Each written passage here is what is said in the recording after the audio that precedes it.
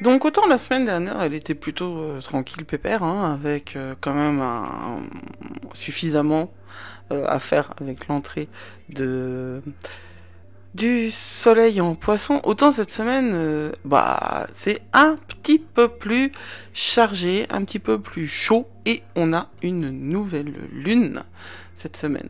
On a une nouvelle lune le 27 février. Une nouvelle... C'est pas le 27 février, c'est le 28, Judith. Une nouvelle lune le 28 février, mais bon, c'est à 1h45 du matin, donc autant pour moi. La dernière nouvelle lune de l'année. On en parle tout de suite dans ces brèves de lune pour la semaine du 23 février. Bonjour, je suis Judith, votre astrologue et coach énergétique atypique. Retrouvez-moi pour les brèves de lune tous les dimanches et pour des vidéos sur le développement personnel tous les mercredis. Oui, alors la grande affaire de cette semaine, c'est que Mars est repassé direct. Et il est repassé direct en Cancer. Donc il reprend sa route après plusieurs mois de rétrogradation. Nos actions en général, elles vont être plus claires, plus concises, plus concrètes et plus en alignement avec notre monde émotionnel parce que Mars est en Cancer.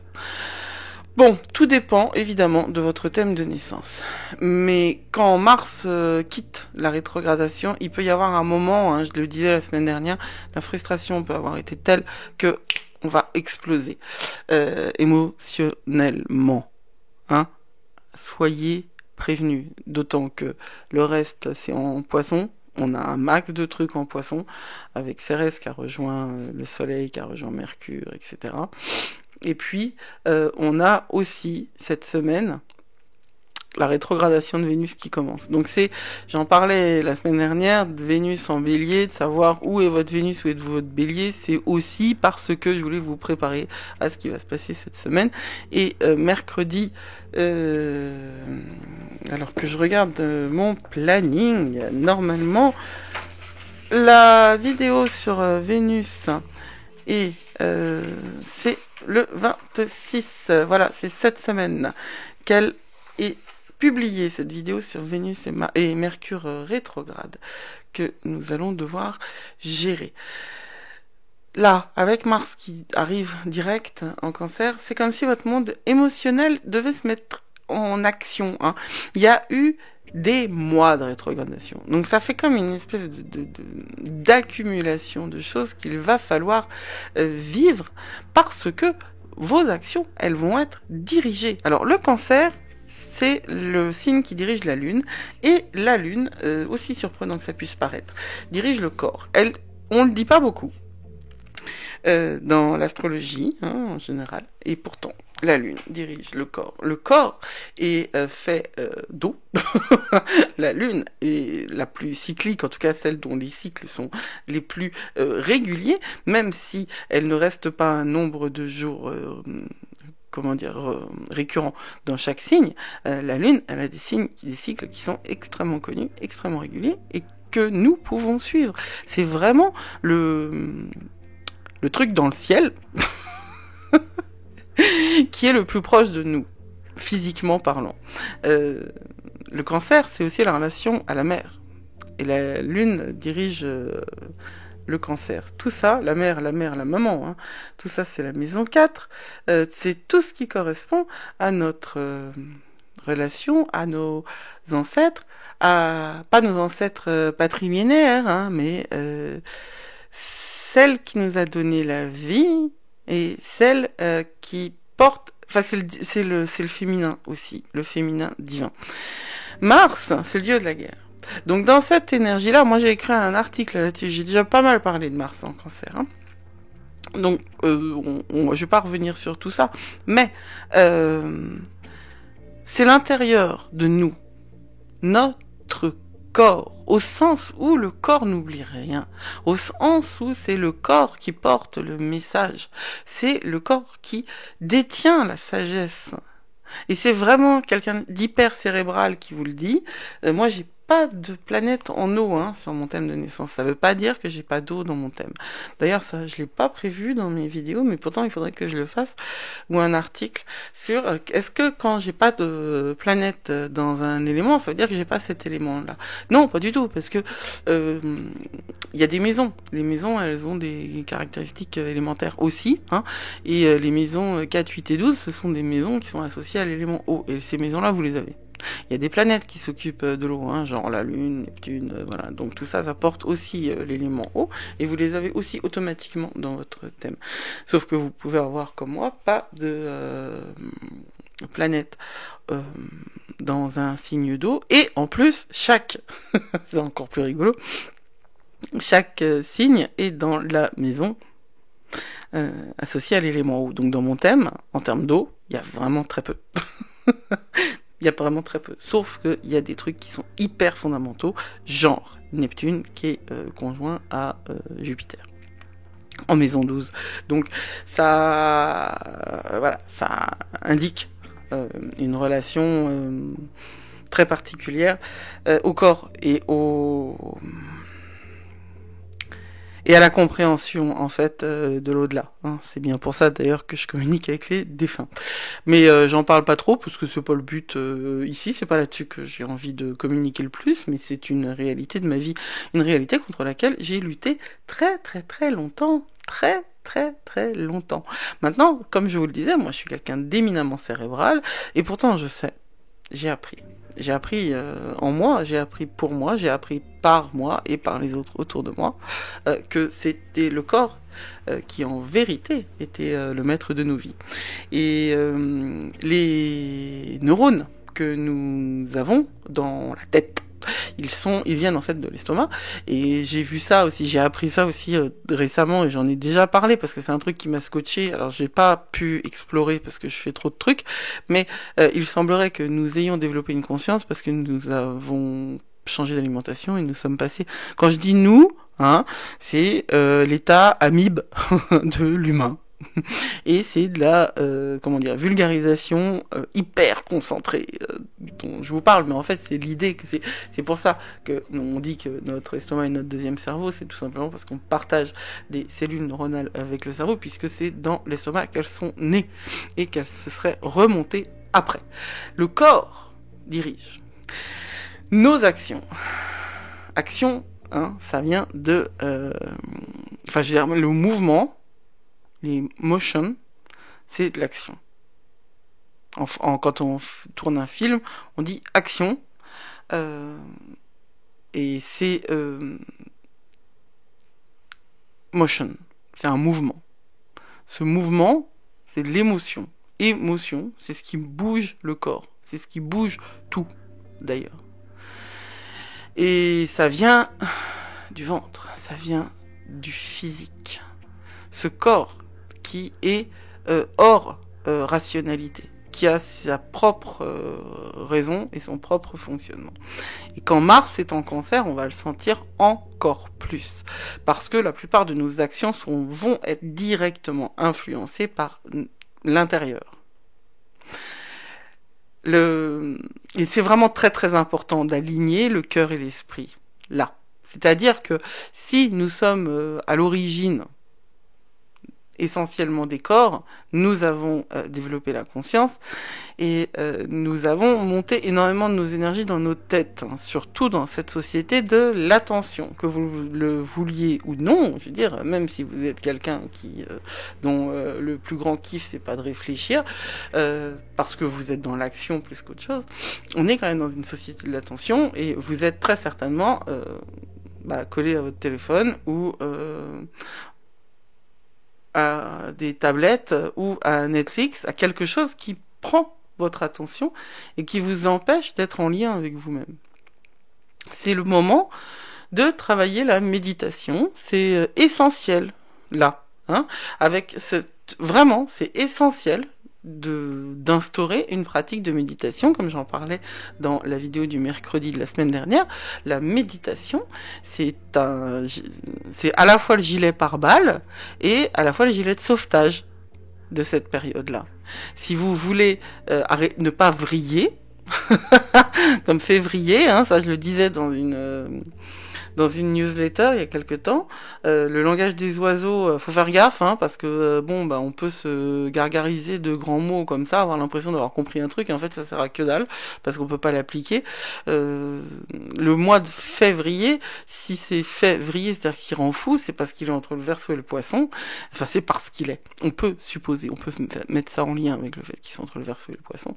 Donc qu'ils soient entre la grandeur humanitaire.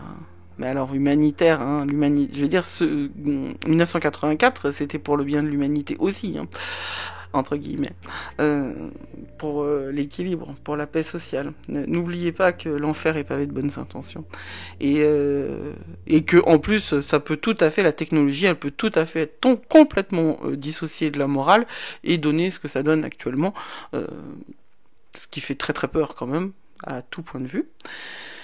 Donc nous sommes là, dans un temps où la méditation, ça devrait être votre pratique essentielle et première, hein, aussi bien que vous buvez de l'eau, que vous vous lavez les dents, eh bien vous devriez méditer tous les jours. Je vous renvoie à cette vidéo que j'ai faite sur la méditation, vous avez le choix, hein, il y a tellement de méditation. Donc Mars dirige nos actions et pendant qu'il est en Cancer, ça va être beaucoup plus intuitif qu'avant. Cette chose-là, elle va... cette puissance du corps, elle va baigner toute cette semaine, hein, vraiment, au moment où on a notre nouvelle lune en Poisson.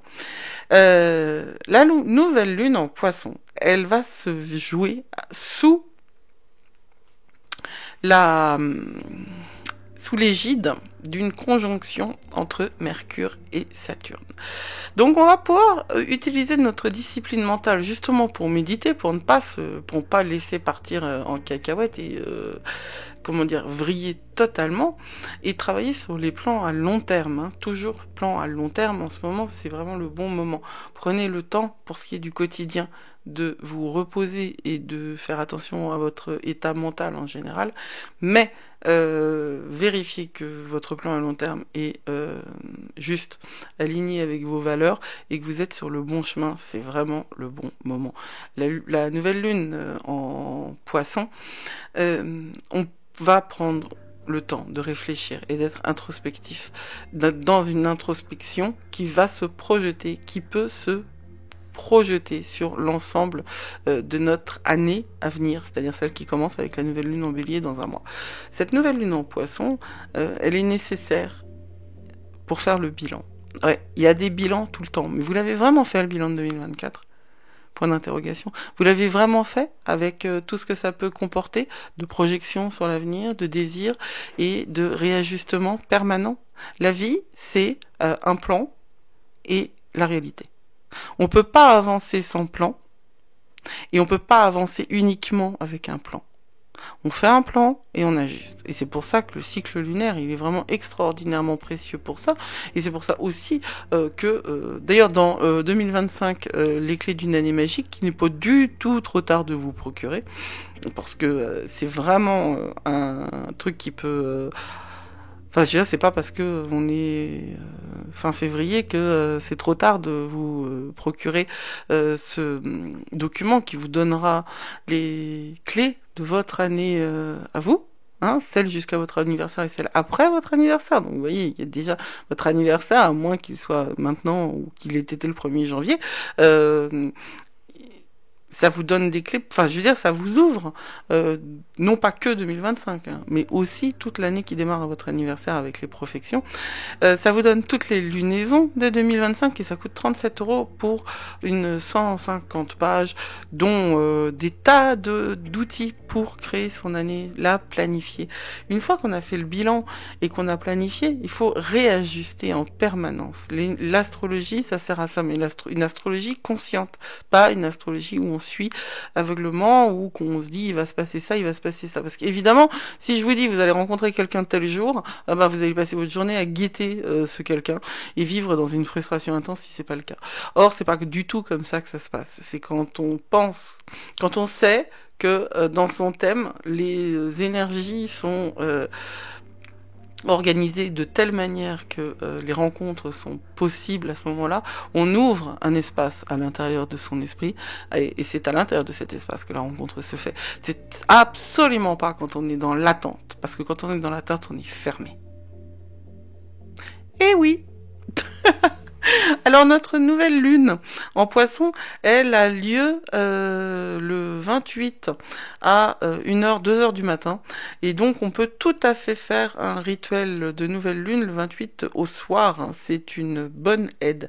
La conjonction entre Mercure et Saturne, elle est plus exacte au moment de la nouvelle lune, mais pourtant elle va la colorer toujours aussi de manière toujours aussi importante. Et tant mieux parce que beaucoup d'imagination, beaucoup d'énergie intuitive, on va penser en dehors de la boîte pour trouver les manières justement d'ajuster notre plan avec les rétrogradations qui arrivent, qui commencent par Vénus ce week-end. Alors, ça, on en parle tout de suite, mais je finis sur les énergies de cette nouvelle lune en Poisson. Nous avons au même moment un sextile entre Mercure et Uranus. Et c'est pour ça que je parlais de penser en dehors de la boîte. Ça va nous apporter beaucoup de liberté, ce souffle de liberté qui peut manquer au moment de la nouvelle lune en Poisson. Parce qu'il n'y a pas beaucoup de souffle dans l'eau. Il y a des courants, mais quelque part, l'eau, c'est quand même vachement solide, quoi, comme milieu. Et là, le sextile entre Mercure et Uranus va nous apporter de la légèreté dans tout ça et beaucoup d'ouverture. Moi, j'adore ce genre d'énergie là. Beaucoup d'ouverture et beaucoup de capacité à voir les choses telles qu'elles doivent être pour nous. Et donc, ah oui, et oui, la Lune entre en Bélier le 1er, hein, Mars au moment où Vénus rétrograde en Bélier. Ce samedi 1er mars, c'est le début de la rétrogradation de Vénus en Bélier qui va durer jusqu'au 26. Et on va avoir beaucoup de remises en question de notre relationnel, nos systèmes de valeurs. Hein. Et ça peut déclencher chez vous quelque chose d'hyper profond, sentimentalement parlant. En revanche, socialement, ça peut être difficile, inconfortable. C'est vachement important, hein, et c'est vraiment un sentiment intérieur, parce qu'on est en Bélier. Donc il y a une dimension solitaire. Dans le Bélier, il y a une dimension unique, solitaire. Lucky Luke. Vous saviez, I'm a poor lonesome cowboy. C'est-à-dire celui qui s'en va tout seul avec son cheval. Mais en fait, il est jamais seul, Lucky Luke. Hein. Il a son cheval, il a Rentan Blanc qui le suit partout. Il y a deux solitudes, celle qu'on choisit et celle qu'on subit, chante Euphonique. Et puis il n'est pas le seul, tout le monde le sait. C'est la solitude du Bélier, elle est choisie et elle est assumée. Mais cette rétrogradation de Vénus en Bélier, elle va porter sur l'amour qu'on a envers soi, parce que ça devient un point central et qu'il faut le travailler. Le self-care, c'est essentiel. L'aspect appliqué de l'énergie relationnelle, et je vous rappelle que c'est relationnel, mais c'est aussi financière, parce que Vénus dirige notre relation à l'argent. Elle est cachée. Donc il va falloir creuser, il va falloir se poser des questions, il va falloir être en lien avec soi-même, parce que elle va mettre en exergue, cette rétrogradation de Vénus en Bélier, l'auto-sabotage que le relationnel nous apporte. Ouais, bam! Ça, c'est super difficile et super désagréable. Mais les personnes que vous fréquentez créent la vie que vous avez. Et parfois, on s'accroche à des relations. On s'accroche à des relations. Pourquoi on se demande, mais pourquoi je m'accroche à cette relation? Et en fait, la vérité, c'est que vous vous accrochez à cette relation parce que si vous la lâchiez, vous pourriez réussir quelque chose de plus grand. Et oui, et ça c'est super désagréable à entendre, mais c'est la vérité. Vous allez pouvoir trouver en vous interrogeant et en vous posant les bonnes questions Je vais vous guider avec ça, hein. Ne vous inquiétez pas, il y a un challenge sur la rétrogradation de Vénus qui est publié, d'ailleurs qui est publié là, hein. Quand j'enregistre ça, moi, c'est bien avant, donc je sais pas exactement quand elle sera finie et publiée, mais en tout cas, voilà. Vous aurez cette aide là. Arrêtez de penser que vous n'êtes pas assez bien pour les gens que vous avez envie de rencontrer. Hein? Arrêtez de penser que vous devez guérir tout le monde aussi, hein, parce que ça, comme on est quand même dans l'énergie du poisson, il y a cette dimension-là. Hein. Et puis, ne vous laissez pas aller aux achats compulsifs, ni à la consommation compulsive de nourriture, l'accumulation en général. Travaillez équilibre, énergie et harmonie par la méditation, n'est-ce pas? Un des plus gros apprentissages que vous devez faire durant ce passage cosmique, c'est d'aller chercher le bonheur à l'intérieur de vous et pas à l'extérieur, parce que c'est à l'intérieur que vous allez le trouver. Assumez totalement votre responsabilité personnelle à vous rendre heureux vous-même. Si vous ressentez une peur du rejet, hein, en ce moment, en tout cas autour de cette rétrogradation-là, eh bien, il va falloir transcender cette fréquence avec la méditation, avec le journaling, avec la conscience et mettre du temps. Accepter le temps, mais enfin vous remettre d'un deuil relationnel. Observez votre authenticité, affirmez-vous durant les prochaines semaines. C'est très important de réévaluer vos valeurs, parce que Vénus c'est également les valeurs, et d'assurer que votre vie vous apporte l'énergie et vous apporte la vitalité qui vous permettent d'aller là où vous devez aller sur votre chemin. Vous êtes plus fort que vous croyez, hein, et vous allez vraiment devoir le vivre et devoir le sentir pendant cette période de rétrogradation. Et on se retrouve la semaine prochaine pour la suite avec qu'est-ce qu'on a? Mercure passe en Bélier et tac tac. Une pleine lune. Non, la pleine lune, c'est la semaine du 10. Voilà.